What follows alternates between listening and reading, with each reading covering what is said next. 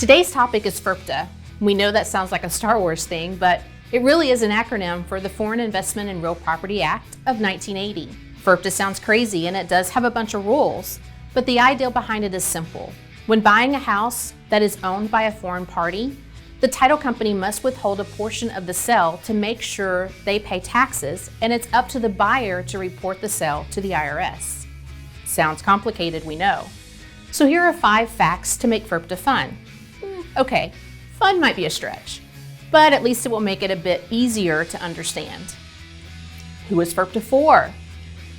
The first thing to know is that FIRPTA only applies to buyers that are buying from a seller who is not a U.S. citizen or resident alien.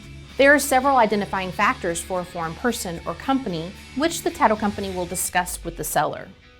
If the seller is a foreign person or company, then there may be a portion of the proceeds withheld from closing. The seller will apply for a tax identification number before the sale by filling out the W-7 application, if it's the first time selling a property in the U.S.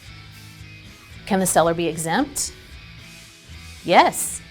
If it is a home with a sales price under $300,000 and the buyer intends to occupy the new home as their primary residence for most of the year over the next 2-year period of time, the property is entirely exempt from the withholding.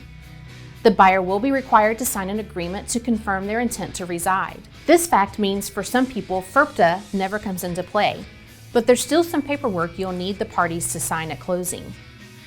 How much is withheld? If the sales price is over $300,000 to $1 million, the required withholding is 15%, regardless if the buyer intends to occupy the property full-time. There are other rules that can make the withholding percentages increase or decrease, however those may be rare. What about a short sale? Unfortunately for the seller, sometimes the sold home is worth less than the amount owed, but the FIRPTA requirement still comes into play. We do it all for you. The best part is when using any Florida Agency Network branded title company, we've got you covered when it comes to FIRPTA.